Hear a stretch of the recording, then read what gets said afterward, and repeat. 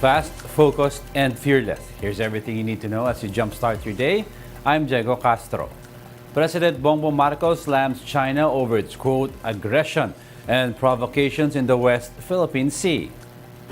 On Sunday, the Philippine Coast Guard said Chinese vessels fired water cannons at them during a resupply mission.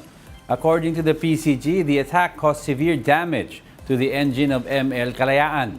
Another vessel called BRP Cabra also suffered damage from the incident. A day before that, Chinese ships launched water cannons at vessels of the Bureau of Fisheries and Aquatic Resources. The BFAR vessels were on a regular support mission, bringing oil subsidy and grocery packs to the fisherfolk in Bajo de Masinloc. The PCG said no BFAR personnel was injured from the incident.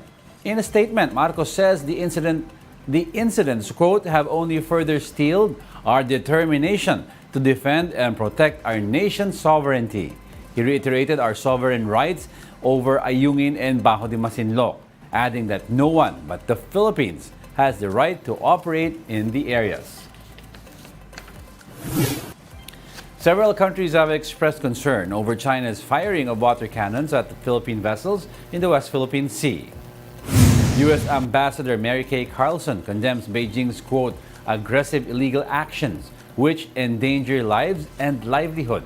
She also reaffirmed Washington's stand for a free and open Indo-Pacific. Meanwhile, Japanese Ambassador Kazuhiko Koshikawa said they are, quote, seriously concerned about China's activities. He also reiterated the importance of upholding international laws. British Ambassador Larebo Phil says unsafe actions by Chinese vessels against Philippines vessels undermines regional peace and stability. European Union Ambassador Luc Veron, meanwhile, underscores that lawful dispute settlement mechanisms will help resolve the issue, not water cannons.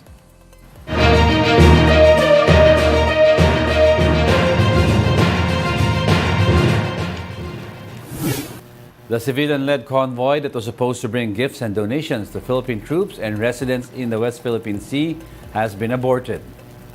The Atin Ito coalition said they are heading back to El Nido as they err on the side of caution after being shadowed by Chinese vessels.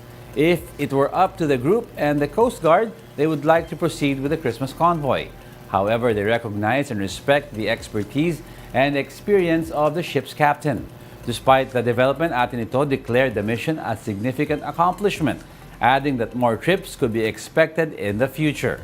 The convoy was originally set to arrive in the vicinity of Ayungin Shoal today before heading to Lawak Islands and Patag Islands.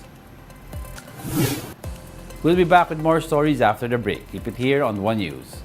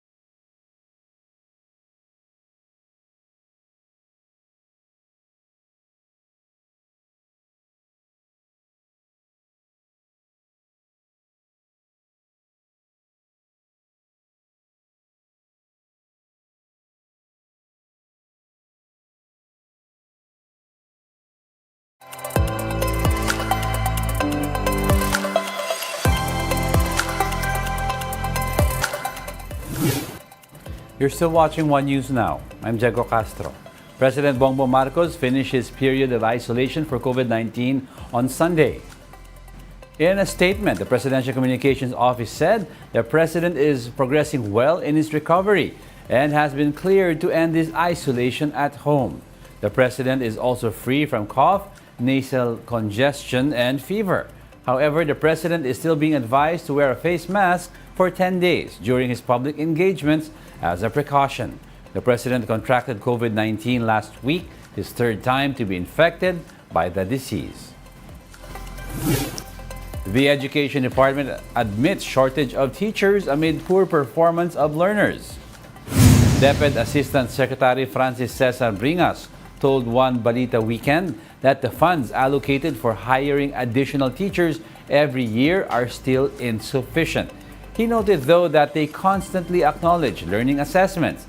In the 2022 Program for International Student Assessment, or PISA, the Philippines ranked 76th out of 81 countries in terms of reading comprehension, mathematics, and science.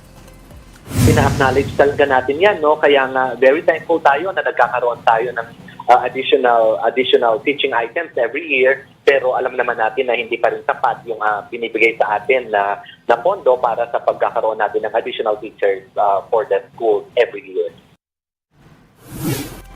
Let's now take a quick look at other stories we're watching.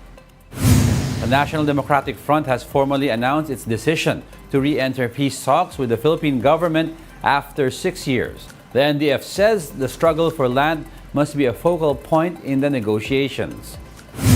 Senate President Mig Zubiri says senators are set to ratify today their proposed 5.8 trillion peso national budget for 2024. The budget approval will be done days before Congress goes on Christmas break. And Unioil Philippines projects diesel prices to go down by up to 2 pesos per liter this week. Gasoline prices are also expected to be slashed by as much as 1 peso and 60 centavos per liter. And that's it for this hour. Join us again at 9 a.m. as we continue to monitor the day's biggest stories. I'm Diego Castro. We are One News, all sides, all the time.